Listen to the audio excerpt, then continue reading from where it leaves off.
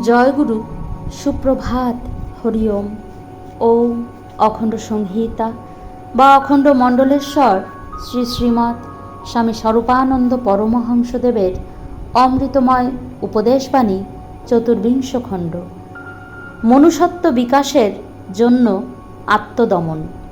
প্রাচীনেরা যে সকল সদ্গুণের চর্চা করে সংগুপ্ত আকারে আমাদের মধ্যে রেখে গেছেন, সেইগুলিকে একাগ্র অনুশীলনের দ্বারা অধিকতর মহত্বে মণ্ডিত করে আমরা তা বর্ধিত আকারে পরবর্তী পুরুষগণের জন্য নিশ্চয়ই রেখে যেতে পারি।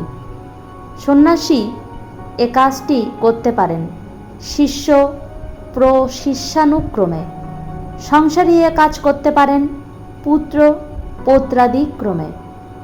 যেভাবেই জীবনটাকে ব্যবহারে আনবে, এই কাজটিতে সর্বাঙ্গ সুন্দরতা এবং সর্বব্যাপকতা আসতে পারে।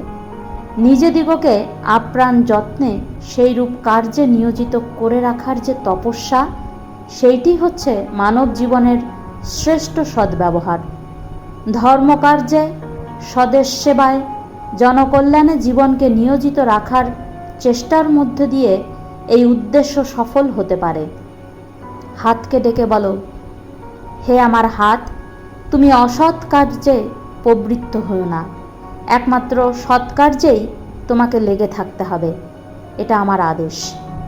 অভ্যাসবশে কুপথে পরিচালিত হতে তোমাকে আমি দেব না।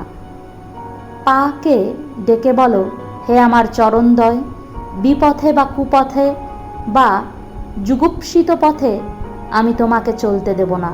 তোমাকে সৎ পথেই চলতে হবে, কারণ তুমি মনুষ্য দেহের একটি অংশ, যেই মানুষের অধিকার আছে দেবত্ব অর্জন করার। নয়নদ্বয়কে ডেকে বলো, হে চক্ষু, তোমাকে আমি কুদৃশ্য দেখতে দেব না। কর্ণদ্বয়কে ডেকে বলো, হে কর্ণ, তুমি কুকথা শুনো না। রসনাকে ডেকে বলবো, হে জিহ্বা, লোভ সংবরণ করো, মিথ্যা থেকে বিরত হও, পাপ কথা উচ্চারণ ছেড়ে দাও। মৃত প্রায় কোটি কোটি ভারতবাসী তথা জগৎবাসীকে পুনরুজ্জীবিত করে তোলার মহাসঞ্জীবন মন্ত্র তোমাকেই উচ্চারণ করতে হবে, তোমাকেই গাইতে হবে। এক সময়ের পশুগুলি ক্রমবিবর্তনের ধারা বেয়ে আজ মানুষরূপে আত্মপ্রকাশ করেছে, কিন্তু আমরা বন মানুষ না হলেও অর্ধ মানুষই রয়েছি। বলতে হবে, হে কণ্ঠ, দিক বিদিক ধ্বনিত প্রতিধ্বনিত করে নবজাগরণের সাম সংহিতা আজ গেয়ে ওঠো। এই শিক্ষা আত্মদমনের শিক্ষা।